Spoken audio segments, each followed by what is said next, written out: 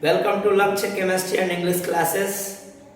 तो चलिए बच्चों, हम आज पहली बार जो है यूट्यूब पर लेकर आए हुए हैं अंग्रेजी के कुछ छोटे छोटे टिप्स के बारे में। परंतु टिप्स सुनाने से पहले बहुत ज़रूरी है कि हमारे यहाँ के जो बिहार बोर्ड के बच्चे होते हैं या अन्य बोर्ड के बच्चे होते हैं, अंग्रेजी में बहुत ही तरह तरह के जो है कन्फ्यूजन शिकायत सुनने को मिलता है।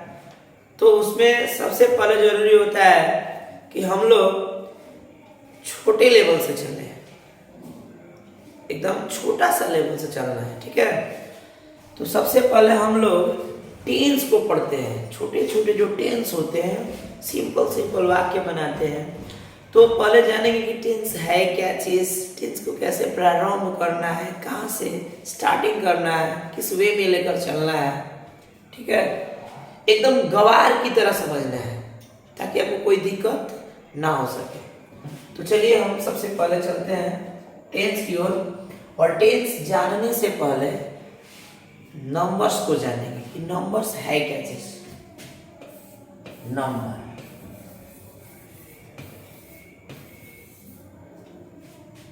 यानी कि नंबर्स मीन्स होता है वचन या संख्या, वचन या संख्या, ठीक है। अंग्रेजी और हिंदी दोनों ही व्याकरण में या कहिए इंग्लिश में ग्रामर में वचन यानी दो ही प्रकार के होता है। संस्कृत में 3 हो जाता है लेकिन इसमें कितना होता है, 2 ही। यानी इसको अंग्रेजी में हम लिख सकते हैं there are 2 types of number. यानी जो वचन की संख्या होती है वो कितना होता है, 2 होता है। फर्स्ट होता है सिंगुलर नंबर, सिंगुलर नंबर यानी एक वचन।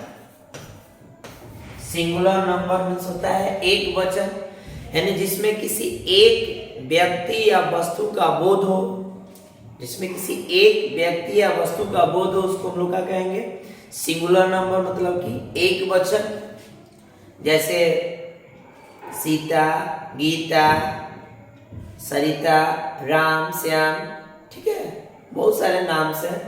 तो जहां पर किसी एक व्यक्ति या वस्तु का बोध है, मोबाइल, तो मोबाइल में सिर्फ एक मोबाइल का बात कर सकते हैं, किसी नाम रख सकते हैं। एंड्रॉयड मोबाइल का ही नाम रख सकते हैं, सिंपल मोबाइल का नाम रख सकते हैं, ठीक है। यानी जिसमें किसी एक व्यक्ति या वस्तु का बोध हो उसको हम लोग सिंगुलर नंबर कहेंगे, ठीक है। दूसरा होता है प्लूरल नंबर, प्लूरल नंबर।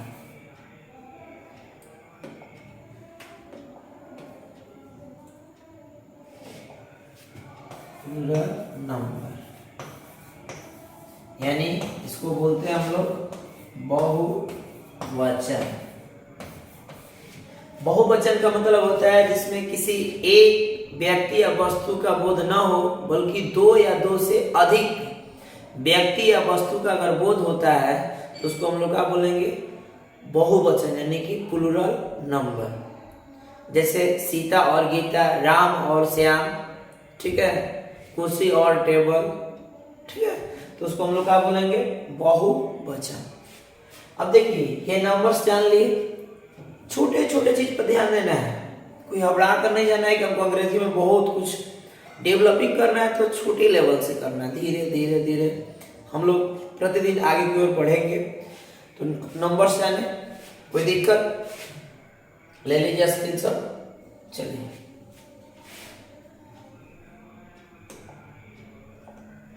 इसके बाद आते हैं हम लोग पर्सन पर। पर्सन, PERSON, पर्सन मीन्स होता है पुरुष। एक चीज है कि पुरुष जो है, चाहे वो हिंदी व्याकरण हो या इंग्लिश ग्रामर हो या संस्कृत व्याकरण हो, इसमें 3 ही भेद होते हैं। यानी हम इसको लिख सकते हैं कि there are 3 types of person. There are 3 types of person. First होता है फर्स्ट पर्सन, फर्स्ट पर्सन यानी प्रथम पुरुष, प्रथम पुरुष। प्रथम पुरुष का मतलब क्या होता है, इसको जानने से पहले 2 मीनिंग पर ध्यान देना है। एक होता है आपका ऑडियंस, ऑडियंस, ऑडियंस मीन्स होता है श्रोता, और एक होता है स्पीकर, स्पीकर मीन्स होता है वक्ता। श्रोता माना जो सुनने वाला, और वक्ता मतलब जो बोलता है। तो फर्स्ट पर्सन का मतलब होता है कि जो बोलता हो, यानी जो स्पीकर हो, उसको हम लोग फर्स्ट पर्सन कहते हैं, ठीक है। और दूसरा होता है आपका सेकेंड पर्सन, सेकेंड पर्सन यानी इसको हम लोग बोलेंगे मध्यम पुरुष, मध्यम पुरुष। यानी सेकेंड पर्सन का जो होता है ऑडियंस मीन्स श्रोता, जो सुनने वाला होता है उसको हम लोग सेकेंड पर्सन कहते हैं, ठीक है। और तीसरा होता है third person, third person means उत्तम पुरुष, उत्तम पुरुष, उत्तम पुरुष। उत्तम पुरुष का मतलब होता है कि जिसके बारे में चर्चा किया जाए। तो चर्चा कब करेंगे, जब ऑडियंस भी मौजूद हो और स्पीकर भी, जब दोनों मौजूद हो तब हम उत्तम पर्सन की यानी कि उत्तम पुरुष की व्याख्या कर सकते हैं। यानी कि जिसके बारे में हम चर्चा कर सकते हैं, अकेले नहीं कर सकते, कम से कम 2 व्यक्ति का होना जरूरी है, ठीक है। अब देखिए नंबर भी जान गए, पर्सन भी जान गए। अब इसके बाद एक सारणी बनाते हैं, टेबल तैयार करते हैं। चलिए टेबल, टेबल मीन्स सारणी। सारणी बहुत जरूरी है, इसी चीज पर सारा चीज आधारित है, टोटली ग्रामर आधारित है। वॉइस नरेशन जो भी हो, छोटे छोटे जो कंफ्यूजन है दूर होएगा। और दूसरी की बात की जो है सारणी अति आवश्यक है। तो चलिए इसको हम लोग पहले 2 भागों में बांट देते हैं। एक में लिख देते हैं पर्सन, एक में लिख देते हैं सिंगुलर नंबर, एक में लिख देते हैं प्लूरल नंबर। इसको पुनः 2 भागों में बांटते हैं। एक आपका है फर्स्ट पर्सन, फर्स्ट पर्सन, एक आपका हो जाएगा सेकेंड पर्सन, और तीसरा होगा आपका थर्ड पर्सन, थर्ड पर्सन, ठीक है। अब इसमें फर्स्ट पर्सन सिंगुलर में आता है आई, आई मतलब होता है मैं। फर्स्ट पर्सन प्लूरल में होता है वी, वी मतलब होता है हम लोग, वी मतलब क्या होता है हम लोग, ठीक है। यू, यू एक्सेप्शनली है, अपवाद है, यू सिंगुलर भी है, यू प्लूरल भी है। तो यू मतलब होता है आप, किसी को आदर देना है या तुम। और यू मतलब होता है यहाँ प्लूरल में आप लोग या तुम लोग, ठीक है।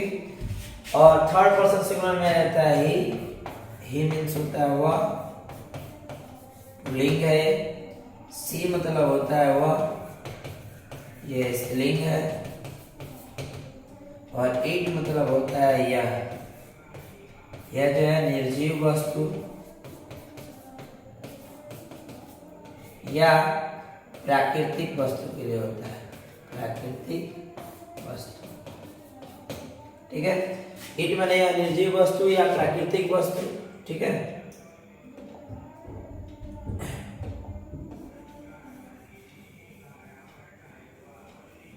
निर्जीव वस्तु या प्राकृतिक वस्तु या वन नेम आ जाएगा, वन नेम मतलब एक नाम, राम श्याम सीता गीता, ठीक है। तो ये थर्ड पर्सन सिंगुलर नंबर के अंतर्गत आएगा। उसके बाद हम लोग प्लूरल में आते आता है इसमें दे, दे मतलब होता है वे लोग, या अनेक नाम, मेनी नेम। ठीक है, इसमें 2 या 2 से अधिक नेम आ जाएगा। तो ये सारणी बहुत जरूरी है। अगर आप इस सारणी को जानते हैं तो इसी पर आधारित आपका टेंस है, वॉइस भी है, नारेशन भी है। पर्सन और नंबर के आधार पर सारणी को क्या किया गया है, तैयार किया गया है। तो इसको नोट कर लीजिएगा या स्क्रीनशॉट ले सकते हैं। ठीक है, आज तकनीक का जमाना है। अब इसको मिटाते हैं। अब इसके बाद हम लोग प्रारंभ करते हैं टेंस। क्या प्रारंभ करते हैं, टेंस। चलिए, टेंस मतलब होता है काल या समय। टेंस मतलब क्या होता है, काल या समय। अब यहाँ पर ध्यान देना कि टेंस कहते किसको है। टेंस का मतलब होता है कि किसी भी, यानी कि टेंस का मतलब होता है कि कार्य के मुताबिक क्रिया के रूप में जो परिवर्तन होता है। कार्य के मुताबिक, ठीक है, क्रिया यानी कि वर्ब के रूप में जो परिवर्तन होता है उसको हम लोग क्या बोलते हैं, टेंस कहते हैं। क्या कहते हैं, टेंस कहते हैं। ठीक है, जैसे मान लीजिए कि वह घर जाता है, वह घर जाता है, वह घर जाता था, वह घर जाएगा। ये तीनों में वर्ब का रूप चेंज हो रहा है, ना कि इसमें सब्जेक्ट चेंज हुआ है। तो वर्ब के रूप में ही जो परिवर्तन हुआ है तो क्या कर रहा है, उसी को हम लोग क्या कहते हैं, टेंस कहते हैं। यानी कि यहाँ पर 3 समय का बोध हो रहा है। यानी कि हम कह सकते हैं कि टेंस को 3 भागों में बांटा गया है। यानी there are 3 types of tense. यहाँ पर लिख सकते हैं there are 3 types of tense. There are 3 types of tense. ठीक है, फर्स्ट होगा आपका present tense. Present tense means वर्तमान काल। वर्तमान काल का मतलब जो समय अभी अभी चल रहा है, वर्तमान में जो कार्य हो रहा है उसी को हम लोग क्या कहेंगे, वर्तमान काल। दूसरा होता है आपका पास्ट टेंस। पास्ट टेंस मतलब होता है भूतकाल। जो समय बीत चुका है उसको हम लोग भूतकाल बोलेंगे। और तीसरा है आपका फ्यूचर टेंस। यानी कि भविष्यत काल।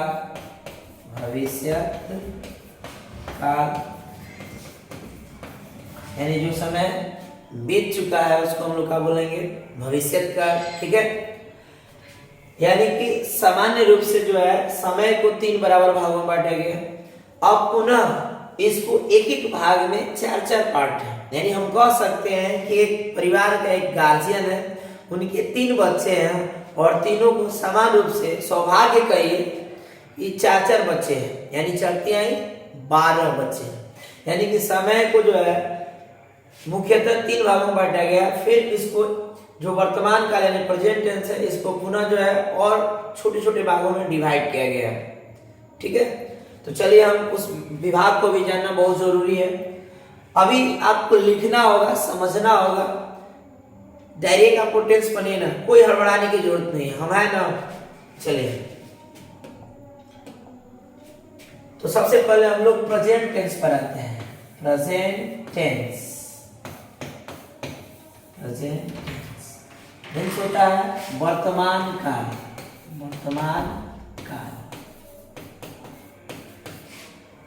अब वर्तमान काल को कितने भागों में बांटा गया है, 4 भाग में। हम लिख सकते हैं यहाँ पर there are 4 types. There are 4 types. Sorry.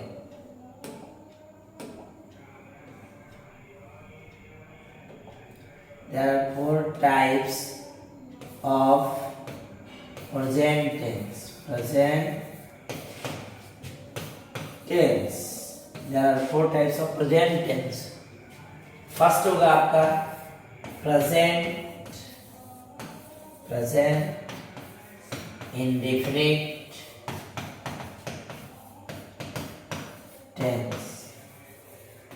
Present indefinite tense, या हम इसको सिंपल प्रेजेंट टेंस भी बोल सकते हैं, यानी इसका हिंदी होता है सामान्य वर्तमान काल, सामान्य वर्तमान काल, ठीक है। सेकंड होता है आपका present continuous tense, continuous tense. Continuous को हम इम्परफेक्ट भी बोल सकते हैं, ठीक है, यानी कि उसको इम्परफेक्ट मतलब अपूर्ण होता है, यानी हम यहाँ पर बोल सकते हैं तत्कालिक, तत्कालिक वर्तमान काल, तत्कालिक वर्तमान काल। और तीसरा होता है आपका present perfect tense, perfect tense means होता है पूर्ण वर्तमान काल, वर्तमान काल। और चौथा होता है आपका प्रेजेंट परफेक्ट कंटिन्यूअस टेंस, जिसको हम बोलते हैं पूर्ण तत्कालिक वर्तमान काल, वर्तमान काल, पूर्ण तत्कालिक वर्तमान काल। देखिए, यानी कि प्रेजेंट टेंस के चार भेद, यानी कि हम बोल सकते हैं कि प्रेजेंट इंडेफिनिट टेंस माने सामान्य वर्तमान काल, यानी कि जो कार्य सामान्य में चलता है वह हंसता है, वह जाता है, वह गाता है, सामान्य में हो गया। प्रेजेंट कंटिन्यूअस टेंस या इम्परफेक्ट टेंस यानी तत्कालिक या अपूर्ण वर्तमान काल, यानी जो तत्काल में चल रहा है, अपूर्ण है, अधूरा है, पूरा नहीं है। जैसे हम लोग खा रहे हैं कभी खा रहे हैं, खत्म नहीं किए हैं, यानी तत्कालिक वर्तमान काल। प्रेजेंट परफेक्ट टेंस मतलब पूर्ण वर्तमान काल, यानी जो कार्य पूरा हो चुका है वर्तमान में, जिसे मैं खा चुका हूँ, वह जा चुका है अभी फिलहाल में, तो उसको क्या कहेंगे, पूर्ण वर्तमान काल। अब पूर्ण तत्कालिक वर्तमान काल का मतलब होता है कि जो कार्य पूरा है फिर भी अधूरा है, यानी जैसे मैं सुबह से पढ़ते आ रहा हूँ, काम पूरा करते आ रहा हूँ, लेकिन अभी भी काम जारी है, इसलिए हम इसको क्या कह सकते हैं, present perfect continuous tense. Okay, थोड़ा बहुत बातों को समझते जाना है, ठीक है, और लिखते जाना है, बहुत जरूरी है, ठीक है। आप नोट्स भी बना सकते हैं। आगे बढ़ते हैं, ठीक ना। इसी तरह से आपका पास्ट टेंस का भी भेद होता है चार, और फ्यूचर का भी होता है चार। आप चाहे तो पास्ट का भी लिख सकते हैं, जिस तरह से प्रेजेंट का बताया उस तरह पास्ट, पास्ट टेंस यानी कि भूत काल, यानी इसका भी कितना भेद, चार भेद होता है, यानी कि there are 4 types of past tense. First हो जाएगा आपका past indefinite tense, past indefinite tense यानी कि सामान्य भूतकाल, भूतकाल।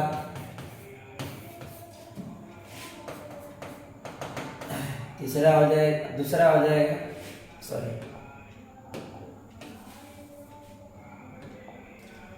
दूसरा होगा आपका पास्ट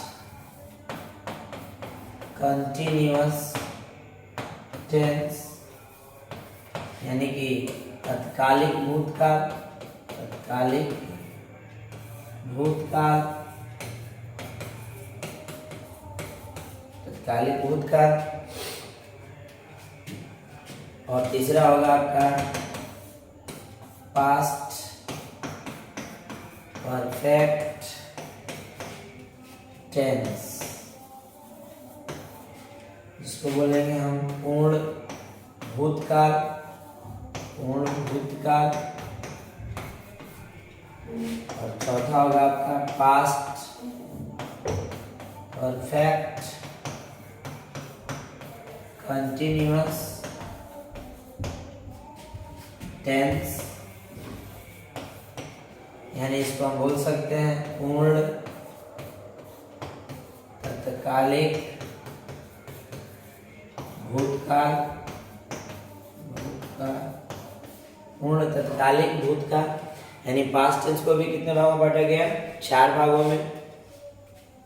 ठीक है, नोट करते जाइएगा। चलिए आगे बढ़ते हैं हम लोग।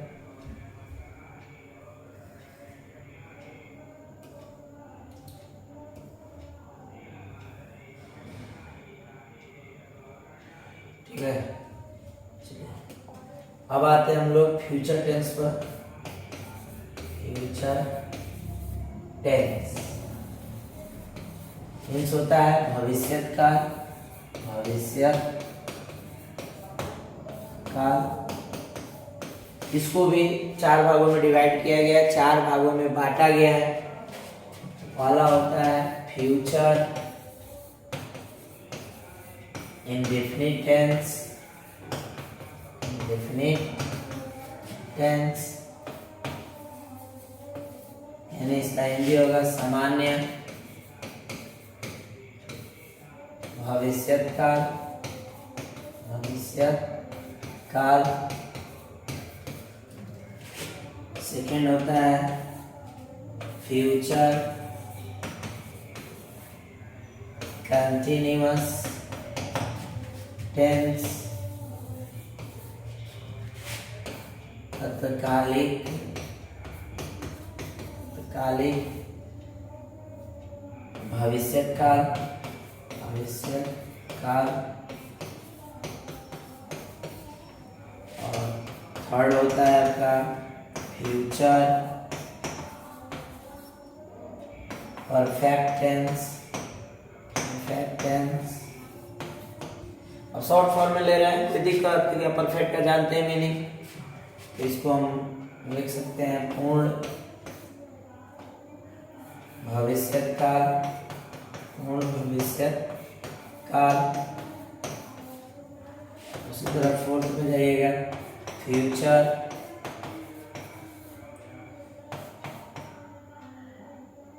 परफेक्ट कंटिन्यूअस टेंस यानी कि पूर्ण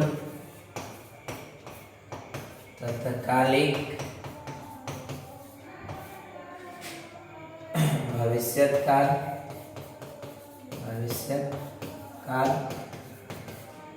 इस तरह से हम जो है टेंस को कितने भागों में बांट दिया गया, तो प्रत्येक टेंस को जो है 4 भागों में बांटा गया, यानी कि 4 तिहाई 12, यानी कि 3 टेंस के 3 भेद, तीनों के जो है कितने भेद? 4 तिहाई 12, यानी इसका कितना रूल हो जाएगा? 12 रूल हो जाएगा। रूल मीन्स होता है नियम। ठीक है, अब इतना जानने के बाद हम लोग अभी भी टेंस नहीं सीख रहे हैं, अभी हम केवल उसके बारे में जान रहे हैं कि क्या किसका कितना प्रकार होता है। ठीक है, हड़बड़ाने की कोई आवश्यकता नहीं है। चलिए अब देखिए, प्रत्येक टेंस में 4 प्रकार के सेंटेंस जानना है। सेंटेंस यानी वाक्य, वाक्य जो सही सही सेंस देता है उसको हम लोग वाक्य बोलते हैं। ठीक है, लेकिन अभी एक ठेठ में हम पूरा आपको कोई ग्रामेटिकली टर्म नहीं दे रहे हैं, ये ट्रांसलेशन है। ट्रांसलेशन एक अलग चीज होता है और ग्रामर पोर्शन एक अलग चीज है। जब ग्रामर आएगा तो हम ग्रामर बताएंगे। ठीक है, जब ग्रामर की क्लास लेंगे तो हम जरूर बताएंगे। फिलहाल हम लोग जो है अभी टेंस पर आते हैं, और टेंस में हम जो है ये आपका 12 जो है नाम जान चुके हैं। अब जानना है कि प्रत्येक टेंस में 4 प्रकार के सेंटेंस होते हैं, यानी सेंटेंस मीन्स होता है वाक्य। हम ही नहीं लिख रहे हैं कि सेंटेंस कितने प्रकार के होते हैं, लेकिन हमको सिर्फ एक टेंस में 4 प्रकार के ही सेंटेंस जानना है। तो चलिए, सेंटेंस, सेंटेंस मीन्स होता है वाक्य। फर्स्ट है आपका affirmative sentence, affirmative sentence, affirmative sentence यानी कि सकारात्मक वाक्य, सकारात्मक वाक्य, वाक्य जो सही सही आप उसको सकारात्मक है। इसके बाद है negative sentence, negative sentence means होता है नकारात्मक वाक्य, नकारात्मक वाक्य। इसके बाद होता है आपका इंट्रोगेटिव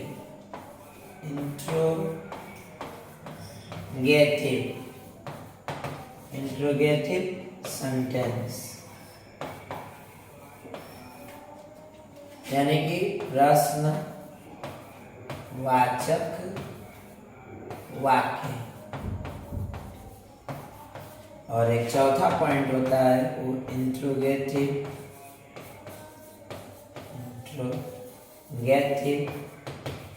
नेगेटिव सेंटेंस, यानी प्रश्नवाचक नकारात्मक वाक्य। ठीक है, यानी हमको 4 प्रकार के सेंटेंस को क्या करना है, पहली बातें जानना है। अब इतना ही चीज को जानने के बाद तब हम लोग क्या करेंगे, टेंस को बनाना प्रारंभ करेंगे, यानी टेंस के रूल पर हम लोग आएंगे। तो चलिए इसको नोट किया जाए।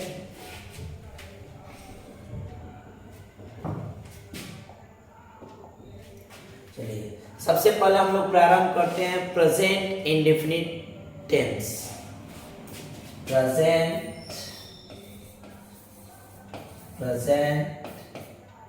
इंडेफिनिट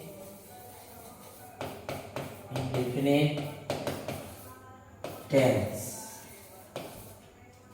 का अफर्मेटिव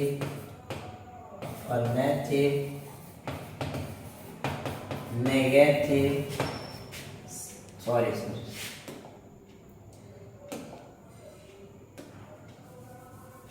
प्रेजेंट का अफर्मेटिव सेंटेंस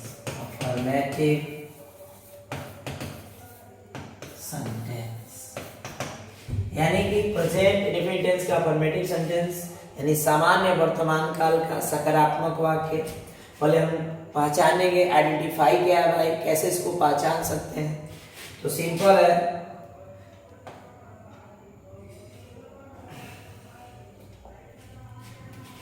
पहचानने का नियम,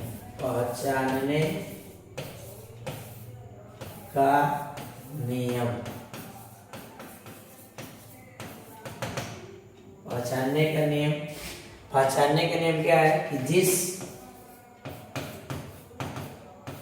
हिंदी वाक्य के क्रिया के अंत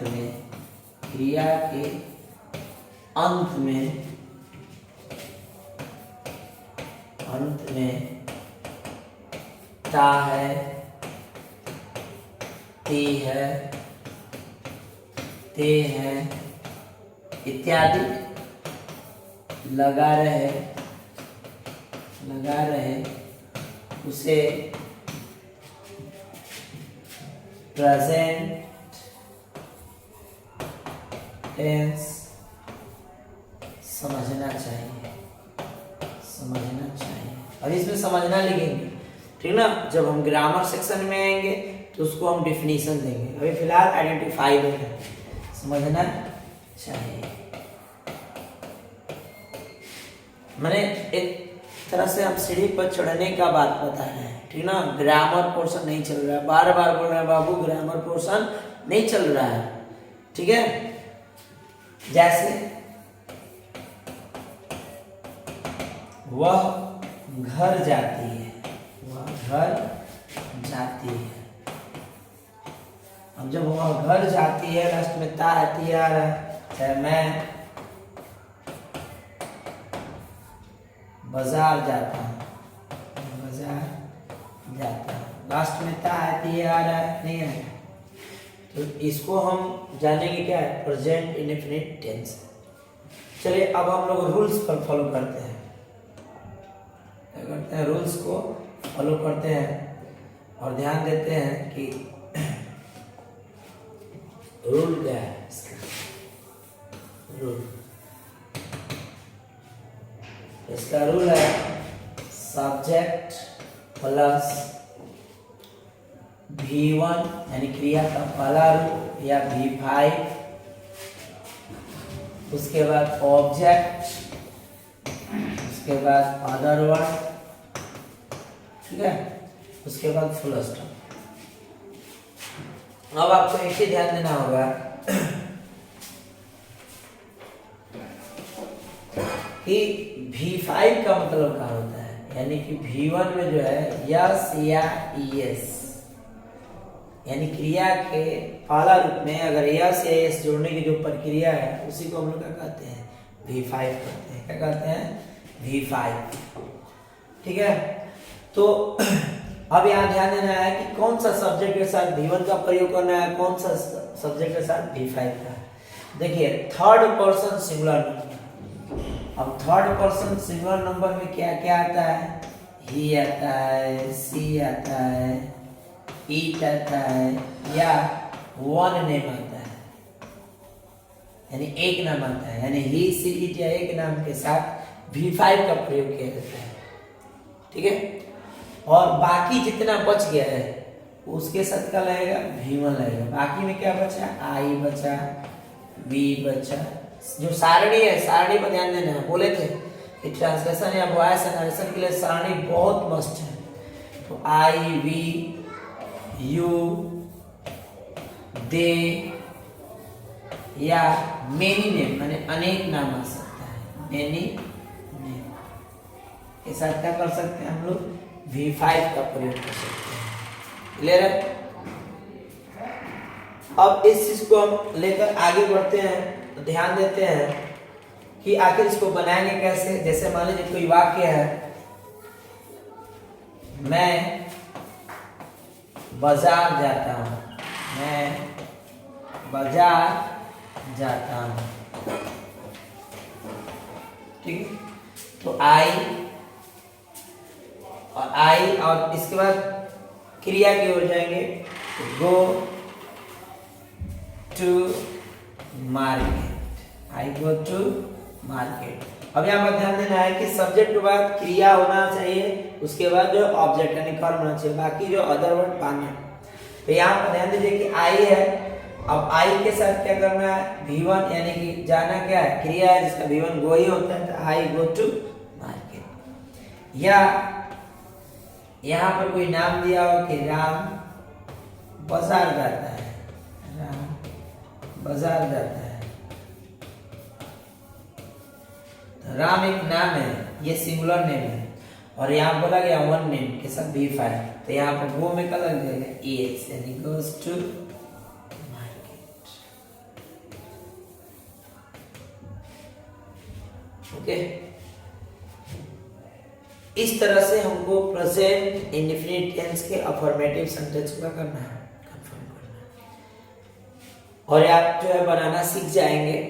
और आज का क्लास हम यहीं तक पोस्टपोन करते हैं, लेकिन एक बात को वाली बात है तो ध्यान देना होगा कि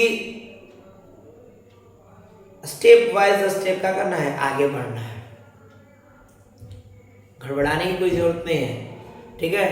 थोड़ा देर ही सही लेकिन आराम से चलना है, तब नजरअंदाज नहीं करना है छोटे छोटे टॉपिक को, क्योंकि हमारे यहाँ के अक्सर जो बच्चे होते हैं वो एकदम अंग्रेजी में लोवेस्ट होते हैं, और जब भी हम लोग लेवल की ओर लेकर बढ़ते हैं 11th के लेवल को, तो हम लोग क्या करते हैं कि उस सिलेबस के अनुसार चलते हैं, बच्चे मिस यूज हो जाने लगते हैं, लगता है कि उसको अंग्रेजी नहीं आता। आएगा, क्यों नहीं आएगा, स्टेप बाय स्टेप चलो ना, थोड़ा सा समय ही लगेगा, क्या दिक्कत है।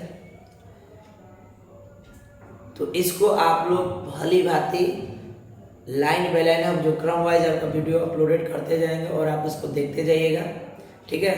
और जितना जल्द से जल्द जितना हो सके आप वीडियो का करिएगा, शेयर करिएगा अपने दोस्तों के पास, फेसबुक के जरिए, टेलीग्राम के जरिए, जितना हो सके स्टेटस के जरिए, जितना भी आप इस चैनल को सब्सक्राइब और लाइक जरूर कीजिएगा, क्योंकि हमारा यह मेहनत का फल है।